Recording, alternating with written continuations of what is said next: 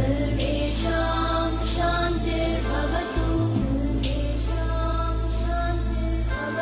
सर्वेषां पूर्णं भवतु सर्वेषां मङ्गलं भवतु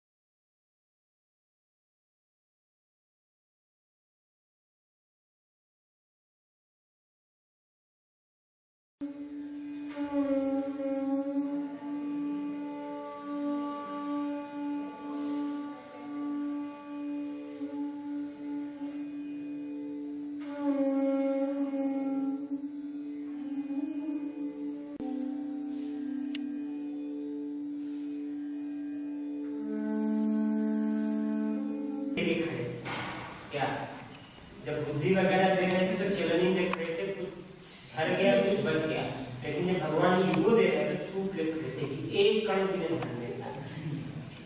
इतना ही वो हमारे अंदर क्या है, छोटी छोटी बातें, मैं ये हूँ, मैं ये हूँ, मैं ये हूँ। अरे आप क्या है और कब तक है, कब तक है? टीचर है, टीचर होंगे यहाँ पे, कहाँ पे? यूनिवर्सिटी में, कॉलेज में। थोड़े अपनी मैम साहब के सामने जाइए, थोड़ा उनको शॉपिंग कराने जाइए, बुद्धि ठिकाने आ जाएगी। हाँ जी ना? टीचर बन के, मोटिवेटर बन के दुनिया को बदल सकते हैं, लेकिन अपनी पत्नी को बदलते बदलते खुद ही बदल क्या ईगो? 50 किलो 100 किलो की शरीर जब समाप्त हो जाएगी, 50 ग्राम राख में बदल जाएगी, हवा उड़ा देंगे, कहीं आप दिखेंगे नहीं। हाँ कि ना? लेकिन ईगो पूरा एकदम ठसाठस, फुल ऑफ, क्या बोलते हैं, हाँ, पूरा भरा है। तो इससे कोई मुक्त नहीं हो सकता, कोई भी। बस इसके प्रति जैसे अवेयर होते हैं, अच्छा ईगो है, तुरंत सहज हो जाते हैं, बच्चे हो जाते हैं, ठीक है, हमारा ऑर्डर छूट जाता है कि हम ये हैं, ठीक है। उसके बाद सेल्फ, जैसे यहाँ पे कुछ लोग बैठे हैं, अगर उनको मेरे साथ ऐसा कनेक्शन फील होता हो कि इनको तो पहले से कभी जानते, मैंने देखा है नहीं देखा, अगर वो कनेक्शन फील हो रहा है किसके कारण से? सेल्फ के कारण। आपका बच्चा कहीं बाहर पढ़ता है, उसका स्वास्थ्य बहुत खराब है और आपको पता नहीं, लेकिन आपको लगता है कि उसका स्वास्थ्य खराब है, आप फोन करते हो, बेटा क्या है, तबीयत खराब है? हाँ मुझे तबीयत खराब है। ये जो वाइब्रेशन मिलती है, किससे मिलती है? तो इसलिए सेल्फ भी क्या है, वही सबका मूल है, लेकिन उसके पहले 6 चीजें हैं जिनको हमें क्या करना पड़ेगा? ठीक करना पड़ेगा। शरीर को ठीक करेंगे तो सांस अपने आप क्या हो जाएगी? मैं यहाँ, मेरे पास जो मन है और शरीर है, सांस नहीं में कोई मतलब है? मैं तो आएगा होस्ट, भूत की तरह से, मन कहीं दिख रहा है, शरीर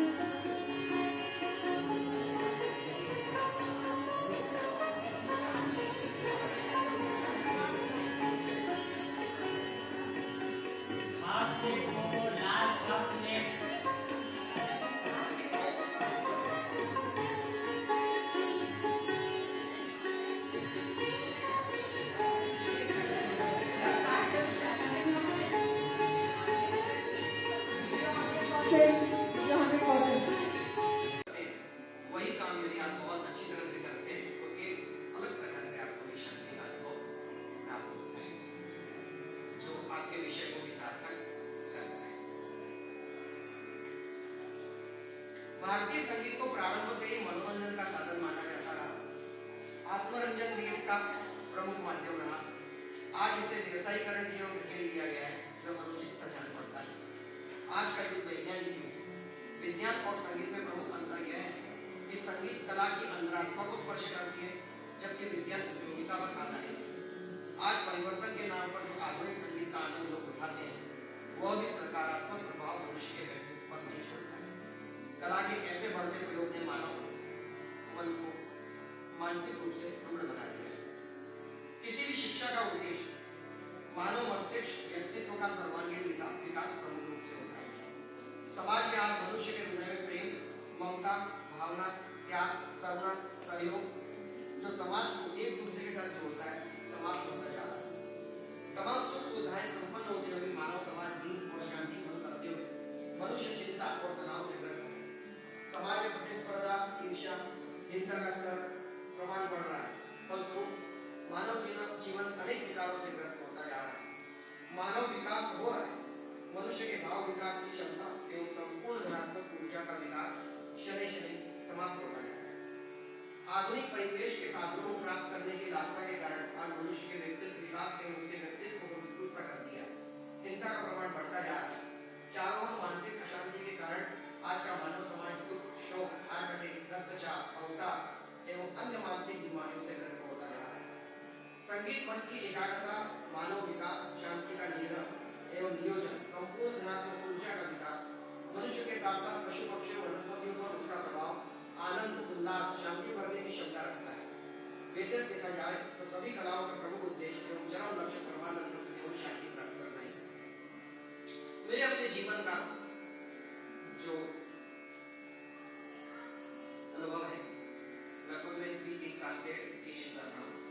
अलग अलग प्रकार के बच्चे आए, कुछ सुर में आए, कुछ बेसुर आए, कुछ बहुत ही सुरीले आए। देखिए, जो अच्छे स्टूडेंट होते हैं, आप लोग भी टीचर हो, जो अच्छे स्टूडेंट होते हैं उनको तो पढ़ाने में बड़ा मजा आता है। चलो यार, इनको एक बार बता दिया समझ में आ गया, तो उनको पढ़ाना बहुत कठिन काम है और उसमें हमारी भी कोई बड़ी चतुराई मैं नहीं समझी।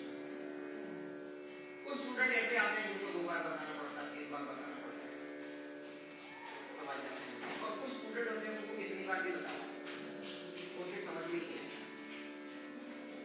तो मेरा ये कहना है कि जिसकी समझ में नहीं आता उसको यदि आपने समझा दिया तो वो एक जो शांति का अनुभव है।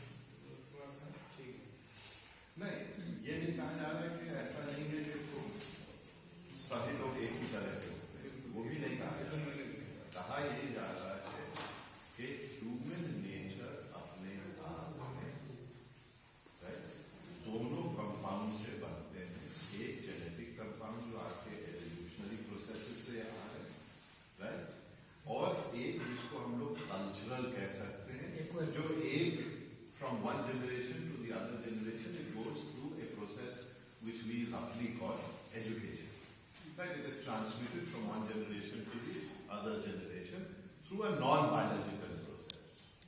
So there is a continuity and there is a non-biological continuity, and the non-biological continuity we are saying that it is transmitted.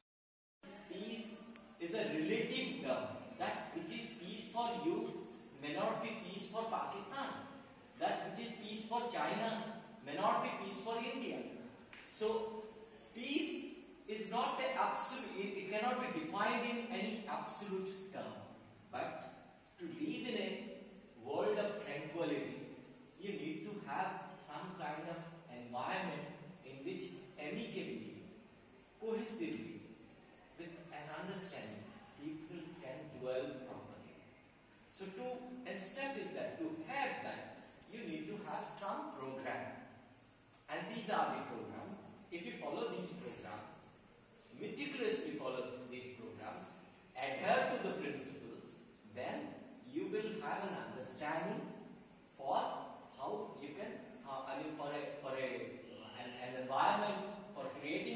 environment where we can dwell under peacefully.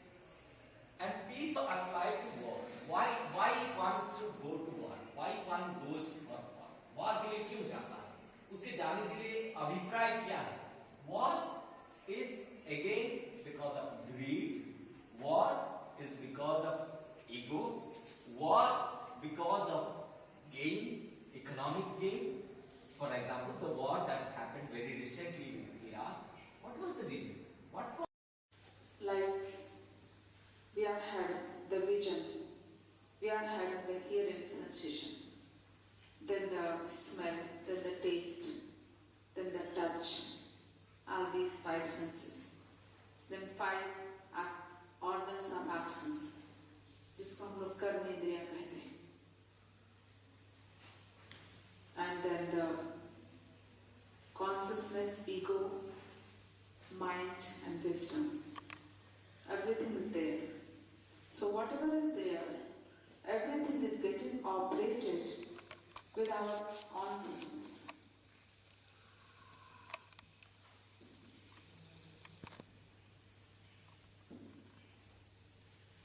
So with this consciousness, whatever is there is the ego, then the mind, then the wisdom,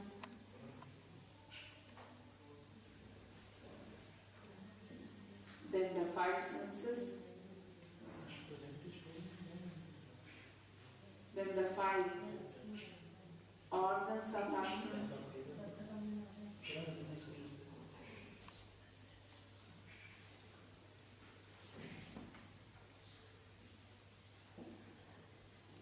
then five subjects.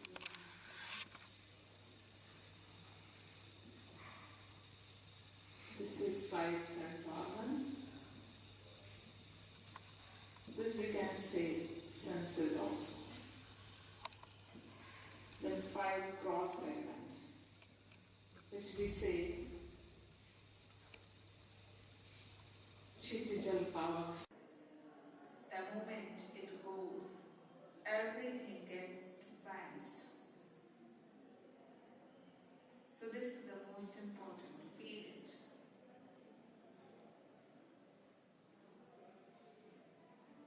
Now try to raise your both arms up. Try to raise your both arms up. Feel it more and try to stretch out your fingers, your palms. Try to lift up your both arms more and feel this body. Whatever is there, accept it. Feel it. Feel this body more and try to clench your fist and open your palms. आपकी मुट्ठियों को बांधें और हथेलियों को खोलें. पूरे शरीर का अनुभव करें. इसमें जो कुछ भी अनुभव हो रहा है, यह जीवन की अनुभूति है. अच्छी तरह से अनुभव करें. Whatever we are feeling, this is the real perceptions of life. Feel it. Now relax your arms and bring them down. धीरे धीरे हाथों को चलाएं. और हाथों शरीर में जो कुछ भी अनुभव हो रहा है, इसे सब कुछ हिला करके अनुभव करें. Relax everything and feel it. शरीर का एक एक बिंदु अनुभव करें. Try to feel this body more and whatever is there. This is the most valuable. This is our own existence. If it is there, then everything is there. Feel it. This is infinite and vast. This is the divine perception of our own life. Feel it.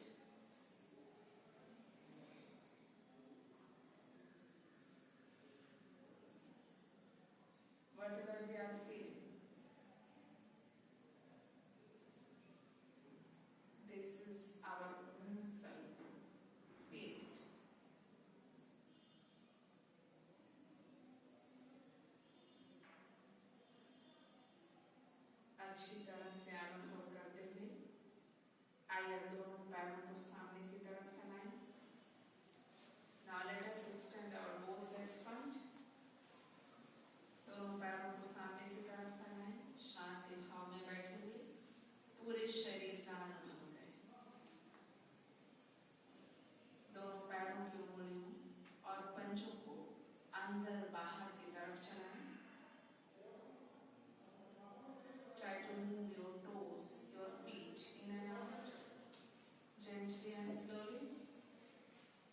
Feel this body more and more. Whatever is there, try to feel it, try to accept it, try to love it. Whatever is there, this is the most important, infinite and vast. Our own self.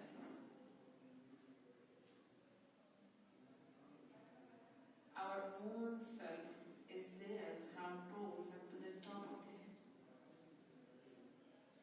Keep on increasing your concentration deep and deep.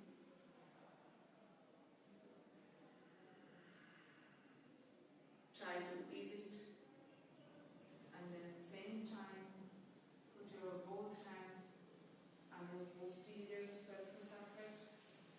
हथेलियों को सिर के पीछे रखें, शरीर को सीधा करें, सजग होकर बैठें।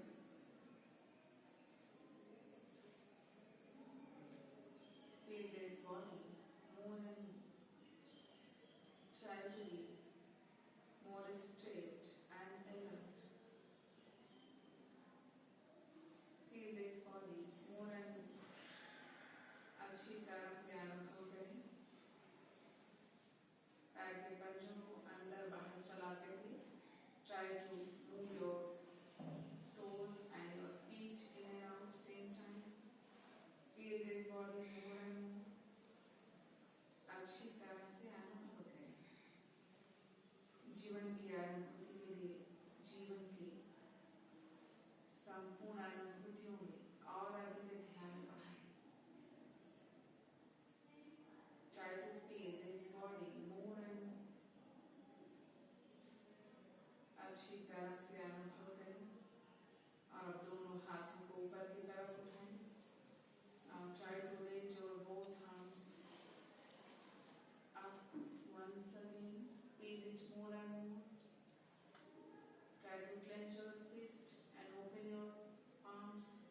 हाथ की मुट्ठियों को बांधें, धीरे धीरे से खोलें, पूरे शरीर का अनुभव करें। इसमें जो कुछ भी अनुभव हो रहा है, यह जीवन की अनुभूति है। इसी जीवन के अंदर अनंत ज्ञान, अनंत शक्ति, अनंत शांति स्थित है। Try to feel this body more and whatever is there. This is the perception of our own life. Feel it. धीरे धीरे हाथों को हिला करें, हाथों को नीचे की तरफ। Try to relax your both arms and bring them down. Whatever is there, this is the real peace, real knowledge, and real power within our own consciousness. Try to feel it.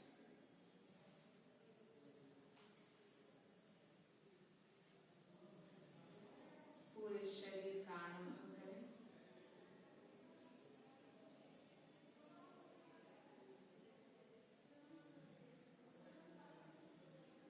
अच्छी तरह से अनुभव करते हैं। अब हाथों के सहारे से पैरों को मोड़ेंगे, घुटने को पकड़कर अपनी तरफ बारी बारी से sit silently and comfortably. Feel this body temple. आइए शांति भाव में बैठे, सहज भाव में बैठे और अनुभव करें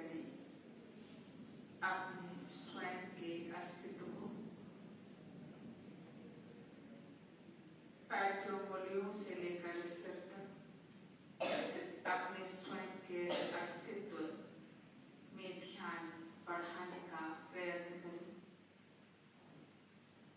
और ऐसा समझें कि संपूर्ण ब्रह्मांड में हमारा स्वयं का अस्तित्व ही सर्वोच्च कृति है, जिसके कारण हम ब्रह्मांड को समझ पा रहे हैं, जिसके कारण हम इस ब्रह्मांड में उपस्थित हैं। इसलिए यदि कुछ भी महत्वपूर्ण है तो अपना स्वयं का अस्तित्व और अच्छी तरह से अनुभव करें। Try to feel your own existence and remember always whatever is there in this cosmos, our own existence is the greatest platform through which we are able to perceive anything. Feel from toes up to the top of the head, this body temple, your own existence, sincerely, beautifully, and feel that it is everything. It is the most valuable and most important. अच्छी तरह से अनुभव करें कि हमारा अपना ही अस्तित्व सर्वाधिक महत्वपूर्ण है और सर्वोच्च धरातल है, जिसमें उतरकर हम संपूर्ण ब्रह्मांड से जुड़ जाते हैं। इससे अलग होकर हम सब कुछ से अलग हो जाते हैं। The moment we get connected with our own existence, then automatically we get connected to the whole cosmos. Feel it. Try to feel your head, your back, your lower waist area, both legs, your abdomen, your chest, both hands, your throat, your face, your forehead, your head. Feel everything sincerely, that whatever is there, this is infinite and vast. अस्तित्व का एक एक बिंदु अनुभव करें, सिर से लेकर पैर तक एक एक अंग, एक एक भाग में सजगता बढ़ाते जाएं। शरीर के एक एक भाग में जो कुछ भी अनुभव हो रहा है, उसमें पूरी सजगता बढ़ाएं, पूरी एकाग्रता बढ़ाएं, उसको और अधिक निकट से अनुभव करें। Try to feel this body, each and every spot of this body, whatever is happening, whatever the changes, whatever the perceptions, whatever the experiences happening within each and every spot of this body temple. Try to feel it. Feel everything in your head area, in your neck area, in your back area, in your face, your throat, both arms, your chest, your abdomen, lower back area, both legs, your thighs, calf muscles, your feet, your toes. Try to feel each and every spot with full sincerity and devotion. शरीर का एक एक बिंदु जो क्षणिक प्रसन्नता और होते हैं वो चांस पर डिपेंड करता है। आप कितना भी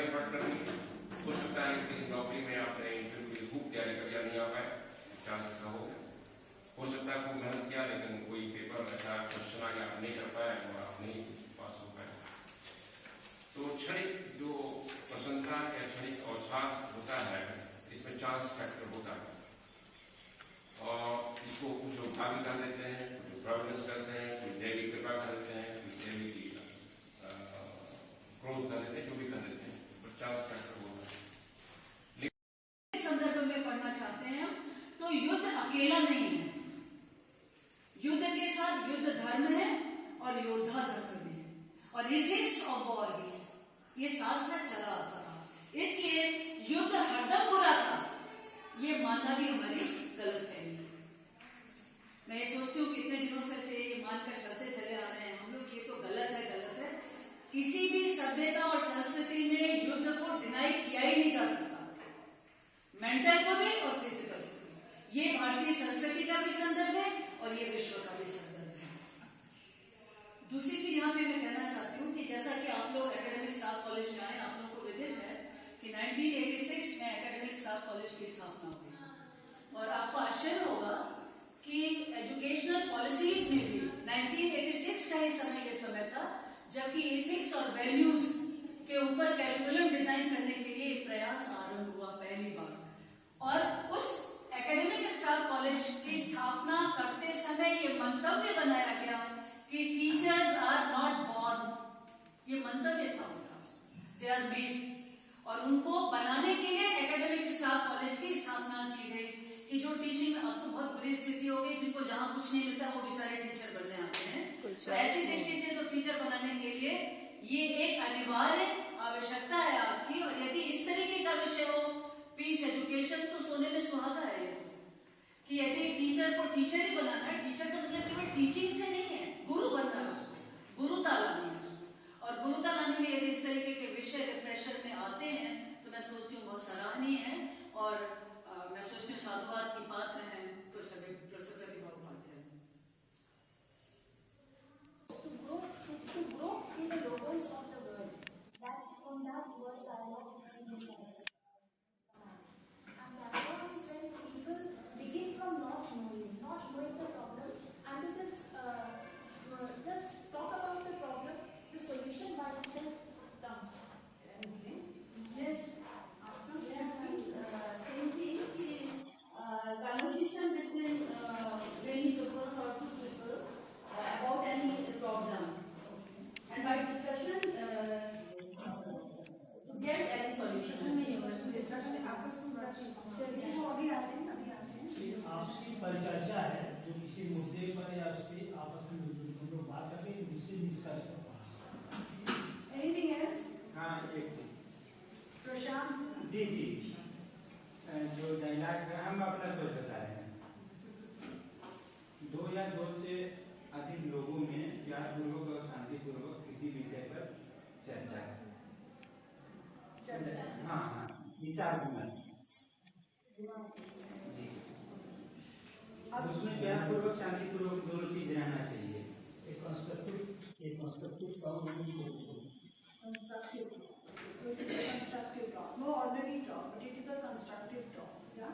So some say it is a constructive talk, some are saying it is a discussion or a charcha, and some are saying that the word has come out from logos, and so on is conversation between two and one person, and that is not wrong. But the kind of dialogue we are going to do today is different. जो हम इस पर बात करेंगे वो भिन्न है। ये वो डायलॉग है या संवाद ऐसा है जिसे हम कहते हैं, क्योंकि आप वहाँ बैठे, तो ये संवाद वो है जिसे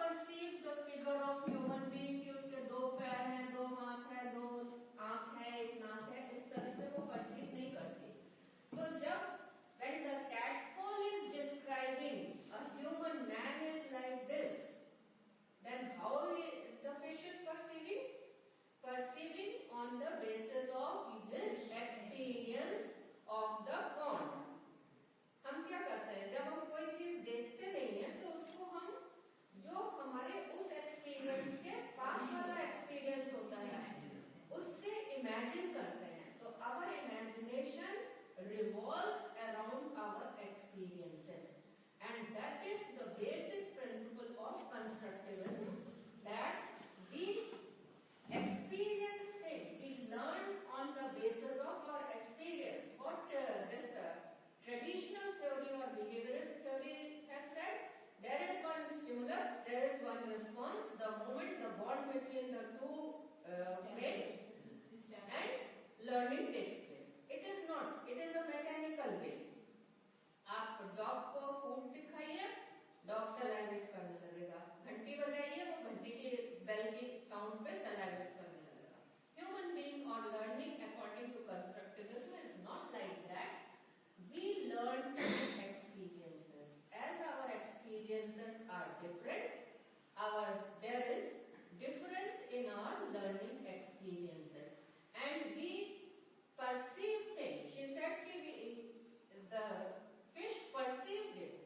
The fish perceived it based on its experiences, since it did not have any experience of land and the person and the living beings on the land. It cannot perceive in the right way, and what it perceives, instead it perceives, last में वो देखिए आप, fish who walks on tail fins. जो people हैं, कुछ fish होती हैं जो tail fins पे walk करती हैं, वैसा उसने perceive किया. फिर birds जो होती हैं, कुछ fish होती हैं jump करती हैं, तो उसने उस तरह से उनको perceive किया. तो ये हमारे perceptions based on our experiences होते हैं. And since the experiences of learners are different, even your experiences are different, all of you are processing the knowledge which I am giving on your own way. है ना?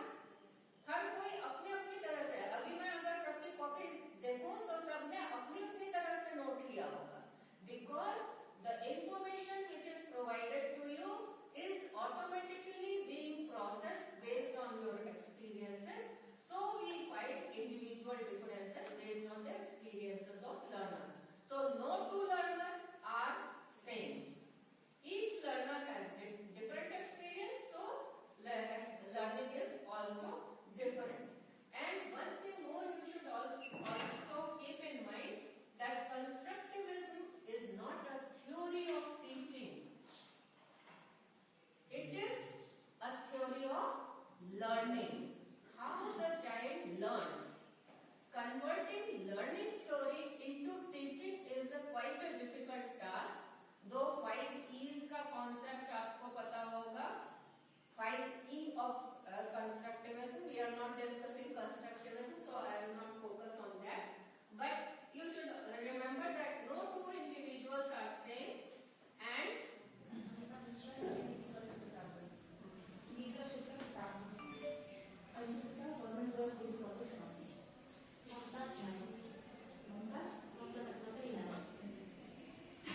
Party के सत्संग girls की college है.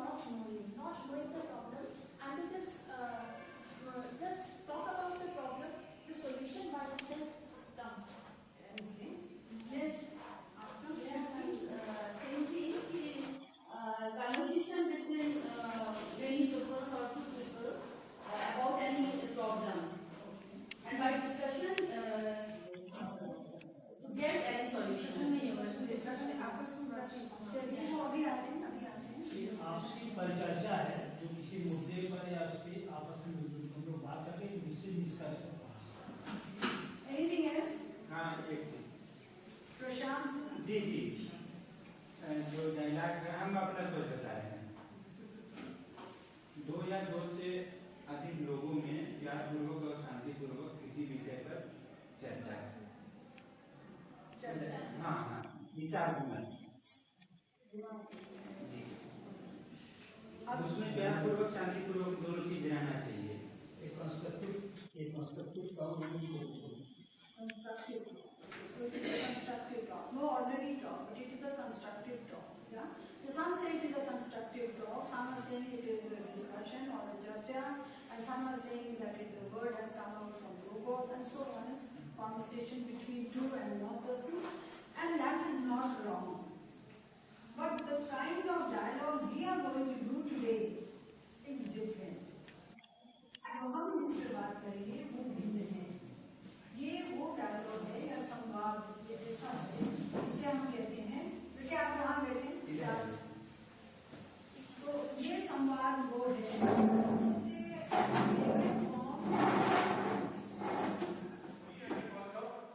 others. We want to be in peaceful situation. We want our internal peace, and we often used to disturb others' peace. Then, should I be in English or we can? दोनों बात कर सकते हैं ना, ठीक। तो madam ने कहा कि आईसीटी पे है तो कुछ आईसीटी का बन जाना चाहिए। तो कल ही हम लोग बैठे थोड़ा सा करने लगे, तो कुछ विचार ऐसे आए जिनको की करने का प्रयास किया गया।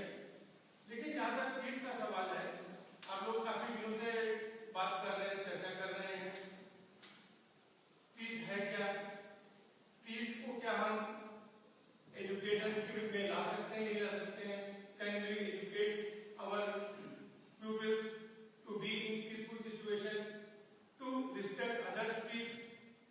ये सारी चीजें तमाम हैं जो अक्सर हमको आपको परेशान करती हैं। Approach conflict, avoidance conflict, approach avoidance conflict, double avoidance conflict, और भी approach। जब दोनों तरफ कोई खींच ले और समझ में ना आए कि किधर जाओ, ऐसे ही मन की अक्षौहिणी सेनाएं होती हैं। मन जो है चलता रहता है, दौड़ता है, इधर भी खींचता है, उधर भी खींचता है, हर तरफ सब कुछ दिखाई पड़ रहे हैं आनंद के स्रोत, जिसको हमें लगता है कि आनंद है, वस्तुतः यह दुख ही दुख है, लेकिन हमें वो खींचते हैं, अपनी तरफ अट्रैक्ट करते हैं, और उस अट्रैक्शन के कारण हम बहुत सी मुसीबतों में पड़ जाते हैं, और हमारे से क्या चिंता है हमसे, जो शांति है हमसे चिंता है। नहीं होता जब किसी ने लास्ट में जो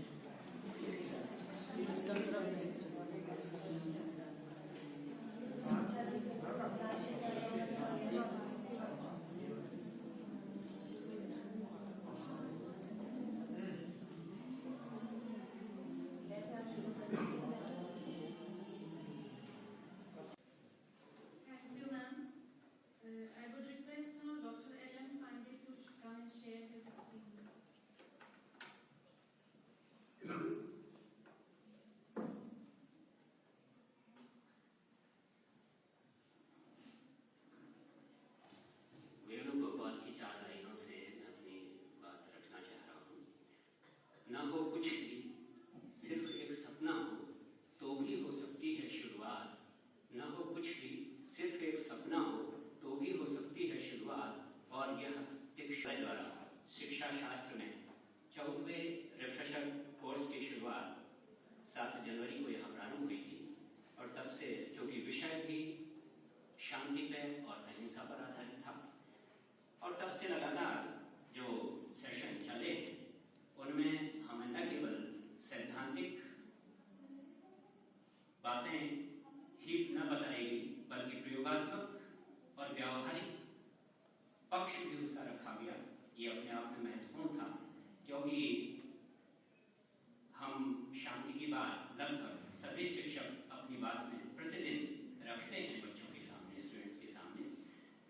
वास्तव में क्या हम उसके सही स्वरूप को जानते हैं? क्या उसको जानते हुए हम अपने व्यवहार में उन चीजों को उतारते हैं? प्रश्न यह होता है। और मैं समझता हूँ कि इतने दिनों में जो व्याख्यान विभिन्न रिसोर्स पर्सन के द्वारा रखे गए हैं वो बहुत ही अच्छे थे और हृदय को छूने वाले थे, और हम लोगों में से अधिकांश लोग उसमें से अधिकतर बातों को अपने साथ भी ले जाएंगे, ऐसा मेरा मानना है। मैं आज के इस कार्यक्रम के मुख्य अतिथि माननीय संदीप पांडे जी का हार्दिक अभिनंदन करता हूँ। एकेडमिक स्टाफ कॉलेज के डायरेक्टर, शिक्षा शास्त्र विभाग के हेड और कोर्स कोऑर्डिनेटर तथा शिक्षा शास्त्र विभाग के विभिन्न विद्वान प्रोफेसर और विशिष्ट अतिथि जन जो यहाँ पर आए हैं और सभी प्रतिभागियों का भी मैं स्वागत करता हूँ, हार्दिक अभिनंदन करता हूँ। और कुछ लाइनों के साथ मैं चाहता हूँ कि हम सब लोग जो भी अच्छी बातें हमें बताई गई हैं उनको धारण करें, मनन करें, चिंतन करें और अपने व्यवहार में लाएं, ताकि जीवन में इसका फायदा न केवल हमें बल्कि संपूर्ण समाज को इसका फायदा मिल सके। जो सर्जक हैं, रचते हैं जीवन की बुनियादी शर्तें, जो सर्जक हैं, रचते हैं जीवन की बुनियादी शर्तें और गाते हैं चलो उनसे उम्मीदों की उम्र, सपनों की गहराई और उड़ान की ऊंचाई मांग लाएं, अनाज की पूलियों की तरह लाद कर घर लाएं। हमारी कोशिश होनी चाहिए कि हम जो भी जहाँ भी अच्छा मिल रहा है, सुंदर मिल रहा है, जो हमारे जीवन के लिए उपयोगी है और मानव समाज के लिए उपयोगी है, उसे अपने साथ ले जाएं, अपने घर तक ले जाएं और उसका उपयोग भी अपने जीवन में करें। अन्यथा होता यूं है कि हम बात बहुत सारी बोलते हैं लेकिन स्वयं से उसके सही अर्थ को नहीं जान पाते। निदा फाजली की एक दो लाइनें हैं, शेर है। कभी कभी यूं भी हमने अपने जी को बहलाया है, जिन बातों को खुद नहीं समझे और उनको समझाया है। इसलिए हमारे लिए जरूरी है कि हम इन सब बातों को अपने जीवन में भी उतारें और अपने विद्यार्थियों तक उन बातों को ले जाएं जिनकी जरूरत है, जिनकी समाज को जरूरत है। क्योंकि व्यक्ति का उतना महत्व नहीं है, यदि हम समाज के लिए उपयोगी नहीं है तो फिर हमारा कोई मतलब नहीं है, हमारे जीवन का कोई मतलब नहीं है। इसलिए जीवन को सार्थक बनाने के लिए ये बहुत ही आवश्यक है कि स्वयं के अंदर हम परिवर्तन लाएं, सकारात्मक परिवर्तन लाएं और उस परिवर्तन को दिखाई देना चाहिए हमारे व्यवहार में और उसको समाज के लोगों तक, हमारे विद्यार्थियों तक पहुंचना भी चाहिए, तब उसका फायदा हमें मिलेगा। और मैं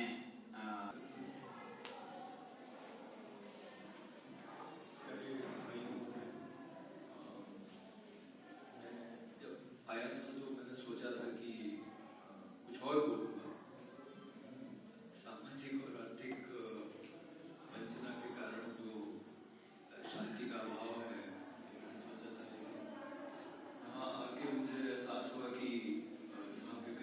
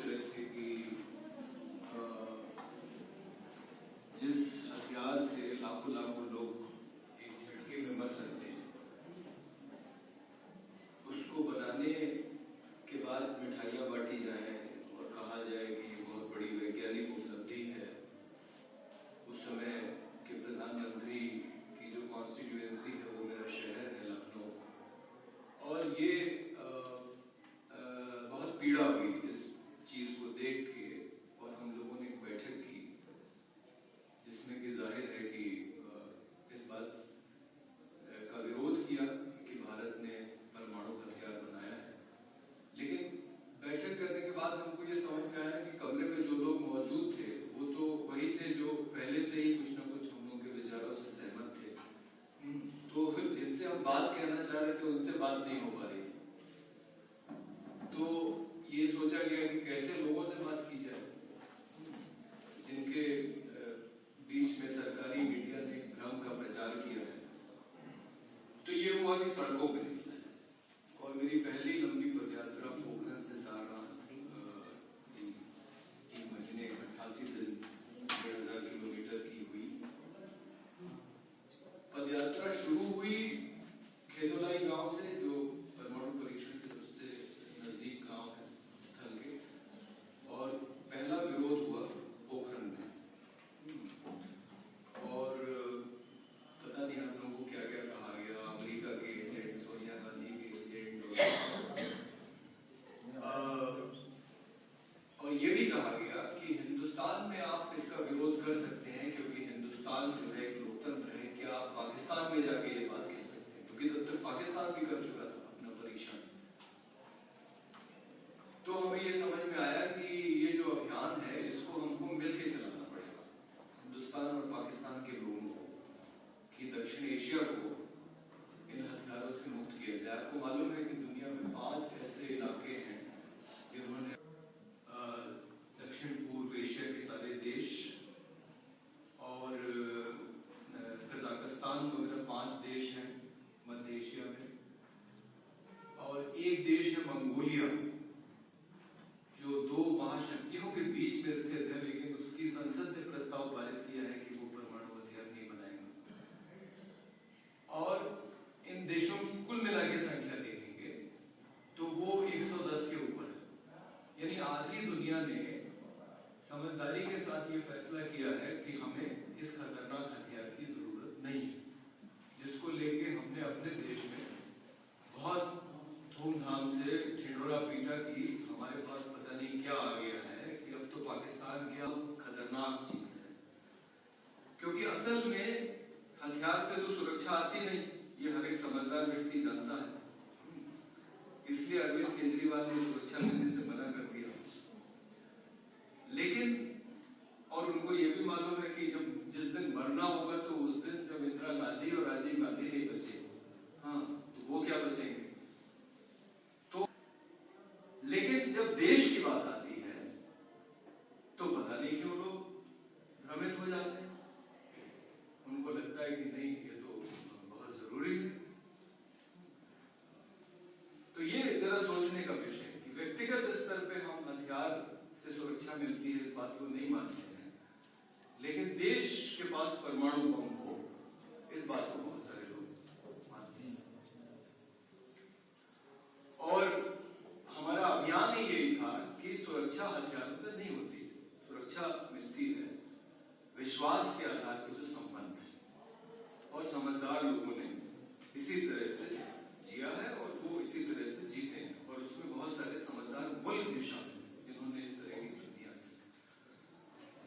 तो खैर वो यात्रा हुई और उसमें करीब 17-18 हजार हस्ताक्षर हमने इकट्ठा किया, और ऐसा लोग कहते हैं कि उत्तर कोरिया, ईरान और कुछ देशों के पास भी ये जानकारी है कि इसको, बल्कि जो भी देश परमाणु ऊर्जा से बिजली बनाता है वो देश चाहे तो रातों रात परमाणु को बना सकता है।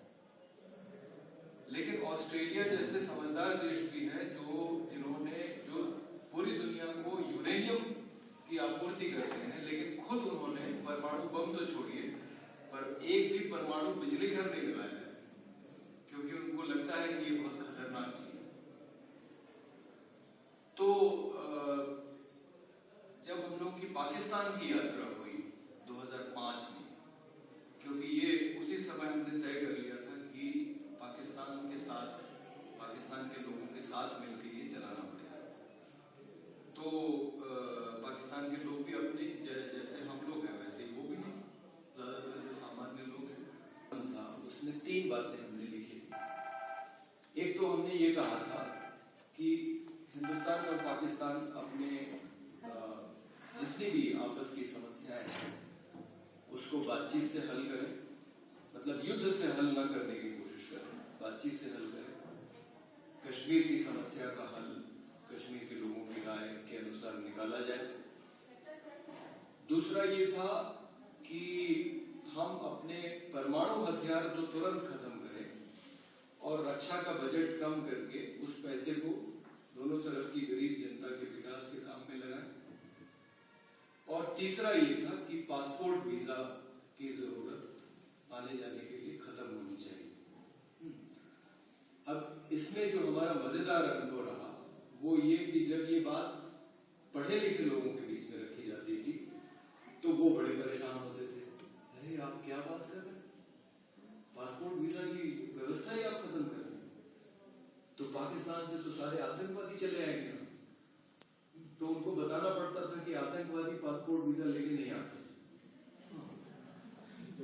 और गांव में जब ये बात हम रखते थे कि पासपोर्ट वीजा की व्यवस्था खत्म की जाए तो आप विश्वास नहीं करेंगे, तालियों की गड़गड़ाहट के साथ इस बात का स्वागत होता था, क्योंकि गांव में रहने वाले लोग जो है उनकी बहुत सारी रिश्तेदारियां उधर हैं। हाँ, वो अपने गांव छोड़ के आने के बाद वो गए नहीं, बल्कि कई सारे ऐसे लोग थे जो जिन्हें लगा कि हम चलते चलते ऐसे ही घुस जाएंगे पाकिस्तान। हाँ, तो बोले कि हम भी चले क्या साथ में। हाँ, हम विभाजन के बाद से अपना गांव नहीं देखे हैं, तो हम लोग को बताना पड़ा कि भाई पासपोर्ट और वीजा तो अभी लगेगा। हाँ, अभी तो ये व्यवस्था है। लेकिन जो बताना मैं आपको चाह रहा था, जलंधर के पास हम लोग जब पैदल चल रहे थे रास्ते में तो एक पीछे से एक साइकिल पे एक सरदार जी आए। तो उन्होंने कहा कि आप ही इस यात्रा का संयोजन कर रहे हैं? मैंने कहा हाँ, मैं ही कर रहा हूँ। तो प्राय जैसा होता था, मुझे लगा ये कहेगा कि आइए वो मेरा गुरुद्वारा है और हम चाहते हैं कि आप वहां पे चाय पिए, भोजन करें। हम लोग सारे खाने पीने की व्यवस्था ज्यादातर गुरुद्वारों में ऐसे ही, बाकी यात्राओं में तो हम लोग को व्यवस्था करनी पड़ती थी, किसी को खोजना पड़ता था कि कोई ठहराए, खिलाए पिलाए। लेकिन पंजाब में यात्रा निकलना कोई जो उसमें कोई तैयारी नहीं करनी पड़ी, मतलब एक गुरुद्वारे से दूसरे गुरुद्वारे में हमारी यात्रा निकल गई। उसने ये बोला कि ये जो आपका पर्चा है इसमें आपने 3 मांगे लिखी हैं। पहली है कि हिंदुस्तान पाकिस्तान अपनी समस्याओं को बातचीत से हल करे, दूसरी है कि वो अपने हथियार खत्म करें, और तीसरी बात आपने लिखी है कि पासपोर्ट वीजा खत्म करें। तो उसने बोला मेरा एक सुझाव ये है कि आप अपनी मांग नंबर 3 को मांग नंबर 1 कर दीजिए, तो आपकी ऊपर की 2 मांगे मनवाना भी आसान हो जाएगी। तो मैं आश्चर्यचकित रह गया, हाँ, कि ये देखो सामान्य मनुष्य की बुद्धि, हाँ, वो कितनी समझदारी की बात कर रहा है। ये बात मेरी कल्पना में नहीं कभी आती। उसने कहा बॉर्डर खोल दीजिए, आना जाना आसान कर दीजिए, आपकी सारी समस्याएं जो है हल हो जाएगी। और मैं इस बात को मानता हूँ। मेरी 10 पाकिस्तान की यात्राओं के बाद यहां से जाता हूं तो लोग कहते हैं यार पता नहीं तुम जिंदा भी लौटोगे कि नहीं। हाँ। लेकिन पाकिस्तान जाके मुझे कभी ऐसा महसूस नहीं हुआ। कई बार तो याद दिला, क्योंकि एक मात्र देश है दुनिया का जहां आप जाके अपनी ही भाषा बोल सकते हैं और उनकी भाषा समझ सकते हैं। हाँ, जहां का खान पान, पहनावा, सब कुछ आपके जैसा है, जहां आपको कई बार याद दिलाना पड़ता है कि भाई पाकिस्तान में हाँ, ये अपना मुल्क नहीं है। और जिस तरह का स्वागत वहां की आम जनता करती है, मैं आपको मतलब बिना किसी संकोच के कह सकता हूं कि जिस तरह का स्वागत पाकिस्तान में एक सामान्य नागरिक के रूप में मेरा हुआ, उस तरह का स्वागत हिंदुस्तान में कभी किसी कार्यक्रम में नहीं हुआ। मतलब एक तो मुझे याद है नजारा जो हम लोग को पाकिस्तान के अंदर चलने की इजाजत नहीं दी गई थी। ये कहा गया कि आप गाड़ियों से निकल जाएं मुल्तान तक, और रास्ते में चीशावतनी और साहिवाल 2 शहर थे। अपने यहाँ यात्रा निकलती थी तो अपने जो राजनीतिक दलों के लोग हैं, अफसरों को तो छोड़ दीजिए, वो बेचारे डरते थे कि अरे ये इस कार्यक्रम में कैसे शामिल होंगे। हाँ, इसने तो ऐसी मांगे लिखी हुई है जो बड़ी मुश्किल है, कोई राजनीतिक दल मानेगा नहीं।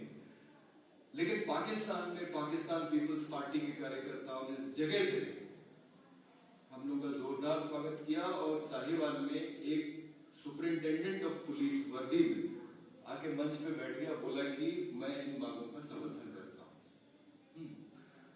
तो जो नज़ारे की बात मैं कर रहा था, हमारे साथ ये यात्रा निकली थी निजामुद्दीन औलिया की दरगाह से, क्योंकि हम लोग को कोई कॉमन चीज खोजनी थी दोनों देशों के बीच में। और वो काफी सोचने विचारने के बाद समझ में आया कि वो सूफी संतों के अगर उसको लिया जाए उनके संदेश को, तो वो चीज दोनों जगह स्वीकार की जाएगी। तो निजामुद्दीन औलिया की दरगाह से ये यात्रा निकली थी बहाउद्दीन ज़करिया की मज़ार तक मुल्तान में, और हमारे साथ निजामुद्दीन औलिया दरगाह के गद्दी नशीन साहब भी एक गए थे। तो बहुत सारे लोग पाकिस्तान में जो कभी सपना नहीं देख सकते कि वो हिंदुस्तान आएंगे, क्योंकि पासपोर्ट वीजा का प्रतिबंध है, उनको बनाना बहुत मुश्किल है, पासपोर्ट और फिर वीजा मिलना तो और भी मुश्किल है। तो बड़े उल जलूल नियम है पाकिस्तान, पता नहीं आप में से कितने लोग गए, आप जाने की कोशिश करें। और एक अजीब नियम ये है कि बाकी दुनिया में जाएंगे तो देश का वीजा मिलता है, यहाँ जाएंगे तो आपको शहर का वीजा मिलेगा कि इस्लामाबाद, लाहौर, कराची और कहीं नहीं जा सकते, और हमारी सरकार भी वही करती है। तो ये ऐसा उन्होंने बना रखा है कि कोई सामान्य आदमी तो जा ही नहीं सकता, और वीआईपीज़ को जब आना होता है तो फिर लाल कालीन भी बिछ जाती है। तो जो नेता हैं, अफसर हैं, ये अपने तरीके निकाल लेते हैं, लेकिन जब इनके कभी कार्यक्रम हो तो आप देखिएगा, तब लगता ही नहीं है कि कोई ये दुश्मन देश के लोग हैं। कई बार ऐसा होता है कि किसी एक परिवार की उधर के परिवार से शादी हो रही है, तो बहुत अमीर लोग हैं, या कई बार नेताओं के परिवारों के बीच में भी। तो ये जो पूरा अनुभव रहा कि निजामुद्दीन औलिया के दरगाह, निजामुद्दीन औलिया दरगाह के गद्दी नशी साहब, तो लोगों में होड़ ये मच गई थी कि हमारी दुआ जो है हम इनको वहां पढ़ने के लिए कैसे देते हैं। तो उनके हाथ में मुट्ठी में लोग लाला के खोस रहे थे कागज के टुकड़े। तो जब हम लोग का वहां निकला जुलूस शहर में, तो आप समझिए कि छतों से लोग जो है गुलाब की पंखुड़ियां जो है बरसा रहे थे पूरे शहर। और मुल्तान जब पहुंचे तो ऐसा लगा कि पूरा शहर ही सड़कों पर निकल रहा है। और उस समय वहां के जो गद्दी नशी थे, जो बाद में पाकिस्तान के विदेश मंत्री भी बने, आजकल इमरान खान की पार्टी में, शाह महमूद कुरैशी, तो उन्होंने एक ऐसी बात कही जो आमतौर पे हम लोग को कहा जाता है कि पाकिस्तान ने ये बात मत कहिएगा कि हिंदुस्तान पाकिस्तान फिर एक हो जाएंगे। तो ये हमारे लिए बहुत एक आदर्श की बात हो सकती है, या हम जितनी आसानी से हिंदुस्तान में कह सकते हैं। तो इसको जब मैंने समझा तो ये पाया कि पाकिस्तान की पूरी पहचान ही असल में विभाजन पे आधारित है। तो अगर आप विभाजन के खिलाफ कोई बात बोलते हैं तो वो बहुत सतर्क हो जाते हैं कि ये कहीं हमको फिर से हमारे ऊपर राज करने की तो नहीं सोच रहे हैं, अपने में मिला के। तो हम लोग जब जाते हैं तो हमारे मित्र लोग कहते हैं कि ये बात मत कहो, बाकी तुम्हें जो कहना है। लेकिन उस दिन शाह महमूद कुरैशी ने, जो वहां की गद्दी नशीन है, उन्होंने ये बात कही। उन्होंने कहा कि जिस तरह से दो जर्मनी एक हो गई थी, हम उम्मीद करते हैं कि एक दिन हिंदुस्तान और पाकिस्तान भी एक होंगे। तो मतलब इस तरह का माहौल बन गया कि उनको ये कहना पड़ा। और उन्होंने उस दिन जो वहाँ दुआ पढ़ी जाती है, तो वो जो रोज पढ़ते थे जनाब, तो उन्होंने शुरू किया पाकिस्तान की तरक्की और इस्लाम की बरकत के लिए। तो उन्होंने उनको रोक दी, उन्होंने कहा आज आप रहने दीजिए, आज मैं पढ़ूंगा। और फिर उन्होंने हिंदुस्तान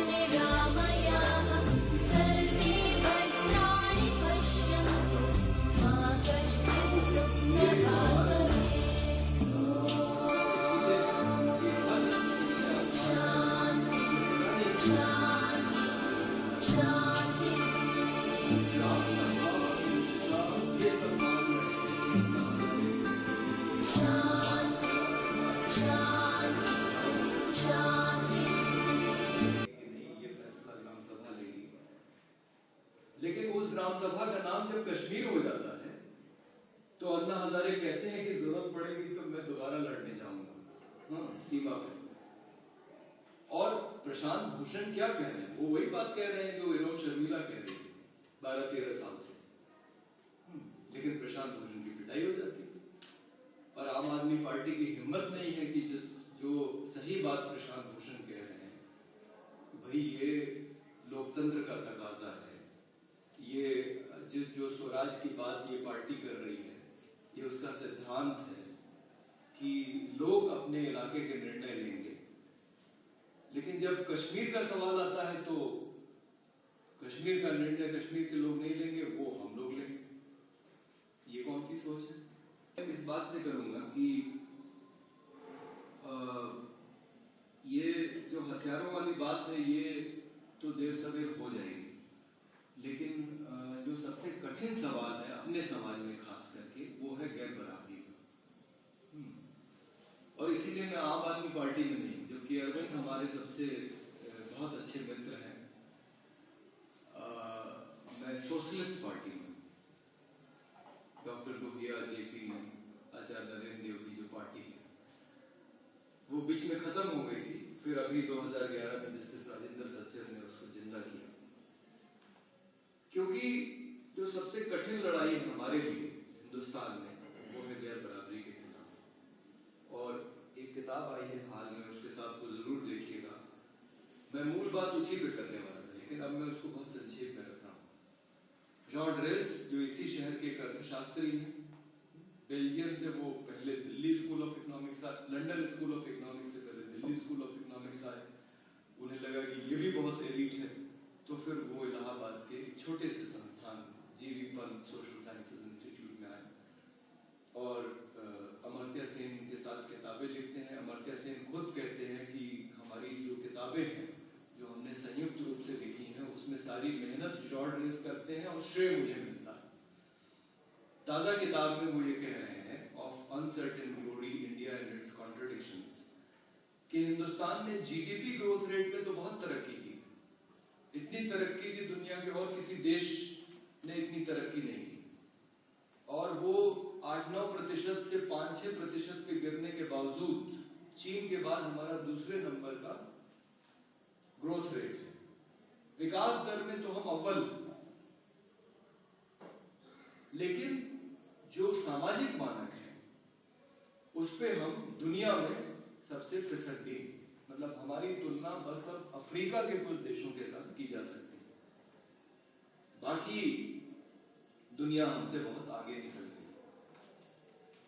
और उसमें बकायदा आंकड़े दिए हैं कि किस तरह से आजादी के समय दक्षिण एशिया में भारत सामाजिक मानकों में श्रीलंका के बाद दूसरे नंबर पे था, और इस समय हम मात्र पाकिस्तान से ऊपर है। बाकी सारे देश, नेपाल, भूटान, बांग्लादेश, चाहे वो साक्षरता दर हो, चाहे वो बाल या मातृत्व मृत्यु दर हो, चाहे वो कुपोषण हो, कुपोषण तो भारत पे इतना बड़ा धब्बा है कि जितना और कुछ नहीं। मतलब प्रधानमंत्री कहते हैं पिछले जनवरी में कि राष्ट्रीय शर्म का विषय है कि भारत में आधे बच्चे कुपोषित हैं। अब उनसे पूछा तो ये जाना चाहिए कि भाई 9 साल से तो आप ही कुर्सी पे बैठे हैं, तो आप शिकायत किससे कर रहे हैं? लेकिन भारत ने ये काम नहीं किया जो दुनिया के दूसरे देशों ने किया है। मैं बड़े देशों का उदाहरण नहीं लूंगा। ईरान में मैंने जब पूछा लोगों से कि आपके यहाँ साक्षरता दर क्या है, तो लोग मुझे ऐसे देखने लगे कि मैं ये कौन सा अजीब सवाल पूछा। बोले 99% है। और गजा, मतलब जो लगातार 60 साल से इजराइल के रोजाना हमले का शिकार रहा है, वहां बताते हैं कि पीएचडी धारकों की डेंसिटी सबसे ज्यादा है दुनिया में। मतलब एक इलाके में पीएचडी करने वालों का जो प्रतिशत है वो घनत्व सबसे ज्यादा गजा में। रोज हमला हो रहा है इजराइल का, लेकिन वहां पढ़ाई लिखाई के मामले में वो दुनिया में सबसे आगे। आपको ईरान में कोई महिला अगर भीख मांगती हुई दिखेगी तो उसका बुर्का साफ होगा। गजा में कोई बच्चा भीख मांगते हुए दिखेगा, पैर में चप्पल नहीं होगी, लेकिन उसके कपड़े एकदम साफ होंगे। तो बाकी दुनिया ने अपनी गरीबी दूर की, कुपोषण दूर किया, बाल मृत्यु दर को घटाया, विकास होगा तो परिवार की संख्या अपने आप छोटी हो जाएगी। ठीक, तो ये सारी चीजें जो दुनिया सम्माननीय श्री संदीप पाटिल, मंच पर आसीन अन्य व्यक्तिगण, मेरे सम्मुख उपस्थित विभिन्न प्रोफेसर्स और विभिन्न भागों से आए हुए टीचर पार्टिसिपेंट्स, आज 21 में हमारे इस 21 दिन के रिफ्रेशर कोर्स का समापन है। मैं समझता हूँ कि हमारे सारे टीचर पार्टिसिपेंट्स विशेष रूप से बधाई के बाद आगे आभार व्यक्त करता हूँ। जहाँ तक इस रिफ्रेशर कोर्स के थीम का सवाल है, अपने आप में एक बहुत ही महत्वपूर्ण थीम प्रस्तुत किया गया था। इसके विभिन्न पक्षों के बारे में हमारे विभिन्न रिसोर्स पर्सन्स ने बातचीत की है, और जो सबसे ज्यादा रेलिवेंट व्यक्ति इस संदर्भ में हो सकते हैं, सम्माननीय श्री पांडे जी हम लोगों के बीच में उपस्थित हैं, और उन्होंने बहुत ही अच्छे तरीके से इस विषय पर अपने विचार व्यक्त किए हैं। तथ्य तो ये है कि पीस को या पीस से संबंधित जो विभिन्न नीतियां हैं, उनको हमें विभिन्न संदर्भों में और विभिन्न दृष्टिकोणों में देखना होता है। अगर हम व्यक्तिगत रूप में लें तो हमें लगेगा कि जो हमारे स्वयं के निर्धारित कर्तव्य हैं, उनका निष्ठापूर्वक पालन यदि हम करें तो निश्चित रूप से हमें शांति प्राप्त होगी, मानसिक शांति रहेगी, और दूसरे व्यक्ति यदि कितनी भी आलोचना करें, आप उसकी बहुत परवाह नहीं करेंगे। राष्ट्रीय स्तरों पर यदि हम शांति की बात करें तो हम जो हमारा शासक विशेष है, प्रधानमंत्री हो या राष्ट्रपति हो या किसी भी पद पर हो, वो अपने विवेक से नीतियों का निर्धारण नहीं कर सकते, बल्कि उनको चारों ओर के जो वातावरण है, उन वातावरण को दृष्टि